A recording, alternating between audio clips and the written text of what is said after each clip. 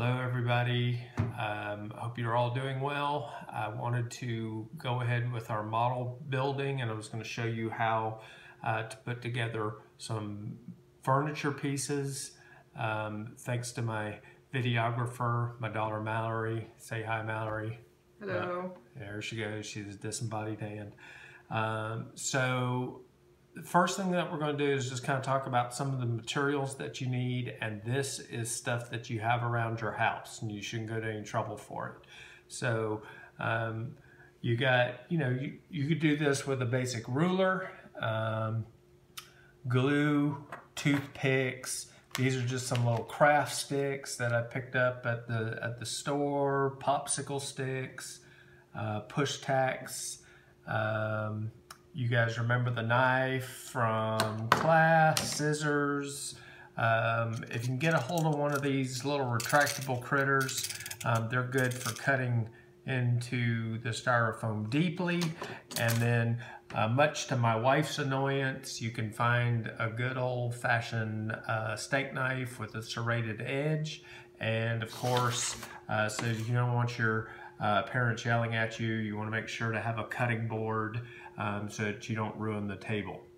So what we're going to talk about first, and we're going to probably do this in 3 different parts, but the first thing we're going to talk about, and that's what we're going to look at today, is how to build blocky type furniture. And so for those of you that had couches, refrigerators, stoves, and even bookshelves, those are really the easiest thing to do. The second thing is things that I call irregular shapes. So you got the grand piano, tables, benches, chairs. And then the third category is going to be levels and step units and stuff like that. So let's look just at the blocky stuff first. And like for instance, a refrigerator, if you can get a hold of a piece of foam like you're going to find in a furniture box or just a random piece of styrofoam, what you can do is you can draw the shape of your refrigerator and the thickness of the refrigerator and go ahead and cut this out. So this is me using the big knife and cut through.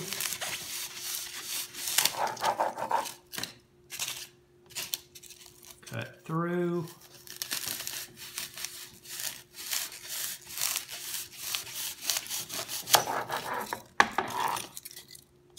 Cut through.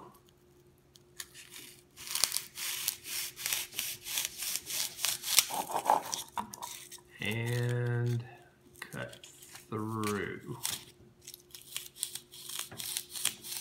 Remember, you can always get a hold of a little piece of sandpaper and sand off these edges, and you want everything as nice and smooth as you possibly can.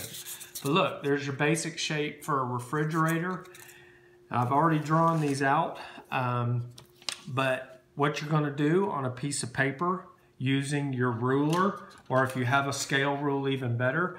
But remember, this is all based on your current research. So the scale rule, we're doing 1/2-inch scale. So you're basically going to use 2 of the segments of the inch for your foot. And if I were to put this down on the piece of the paper, you would see that 1, 2, 3, 4, 5, 6 1/2-inch marks, and that means that my refrigerator is going to be 6 foot tall, and your research would have already indicated that it's also going to be 1, 2.5 inches wide. So draw those first on your piece of paper, and then I've already cut this out for you. But what you can do before you cut it out is you can draw all of the little detail of your refrigerator. So those would be the handles, the freezer door, the other handle, and the little grill at the bottom. So when you cut out that shape, then it's going to look like that. Simple as that. And then of course the next step is to wrap what we call the skin here around your styrofoam. And if you were to glue that on, you have instant refrigerator. That's to scale for your model. So Elmer's glue, and then if you take some of the little push tacks, the push tacks are your great friend in doing this kind of thing, because what you can do is you can push it through into your styrofoam, one on each side if you have to, and then just put it off while it dries. Let's look at something just a little bit more complex, same idea though. So if you have kitchen cabinets, for instance, you might have a whole row of kitchen cabinets where you're going to do it the exact same way as you did the refrigerator. But if you already know, say for instance, you have like a stove and then a counter and then a sink. They're all the same size, they're all the same shape. So go ahead and draw them all at the same time, and it winds up being something like this: top, front, side, side.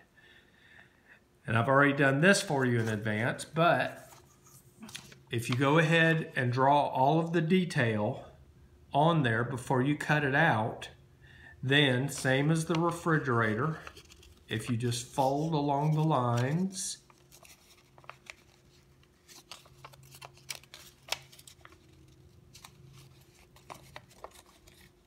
you're going to have the skin ready to go around the same thing that you use for your refrigerator. If you can find a piece of foam, you would just wind up sticking that around.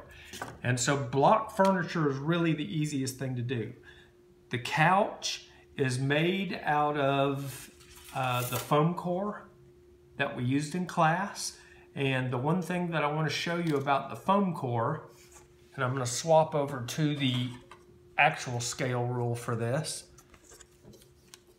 If you measure a piece of foam core, you see that it's actually about 3 or 4 inches in a 1/2 inch scale. You see that?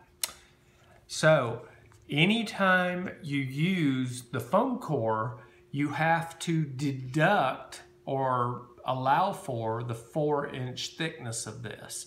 We'll talk more about that when we do steps and platforms, but the same thing is true when you're making furniture out of it. So this couch was made out of a block of styrofoam at the bottom. So you can find, again, if there's a piece of styrofoam that's kind of ready to go, you would cut this out as your base.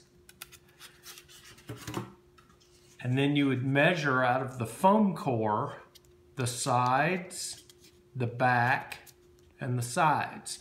And so what this person did when they were making their sofa is they got a hold of some of the paper. It could be really anything, decorative paper. It could be something that you draw yourself.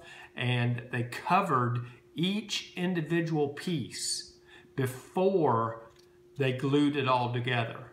And then so when you get ready to glue it together, same thing as before, you're going to put your glue on the surfaces, use your push pins, and you can even see where the holes were on this particular piece of furniture. So when this was made, the push pins go in through the foam and into the other piece of foam, and the push pins do a great job of holding these together.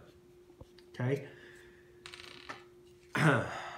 Bookshelf. Well, I'm not particularly happy with the fact that they just chose black. This would probably be brown or a white or some sort of color. The way they built it is perfectly acceptable. So you have the thickness of the foam core, and it's kind of wrapped around this piece of styrofoam. But what they did, perfectly acceptable, is find an image, Google, a magazine, or what have you. Remember, the objects in there have to be the right scale. So if we were to put our scale rule on this book, you would see that the average height of a book is 6 to 8 inches. That's not horrible in a 1/2 inch scale. It'd be better if that was closer to a foot. But glue the picture onto your frame, and then you have an instant bookshelf. So that's really the secret, is to draw the detail of whatever you want on the paper or cut out the paper and then sort of apply it to the structure that's going to be your base. Now there's one more thing that I want to show you. If you have blocky furniture and you wanted for some reason to make it more decorative at the bottom, like very rarely do couches actually sit on the floor, what you can do is you can take a Sharpie and you can draw, and of course all of this would be measured out, but you would draw these places that we would call voids. And with a Sharpie, slightly better than a ballpoint pen, you could color in the voids. And then it takes on the shape of whatever is left. So when you look at that, that might be, you know, where the dust ruffle doesn't quite match the floor. So I highly encourage you to do that. The next one that we're going to look at is the irregular shaped stuff. So that's chairs, tables, benches, and I'll post that one separately.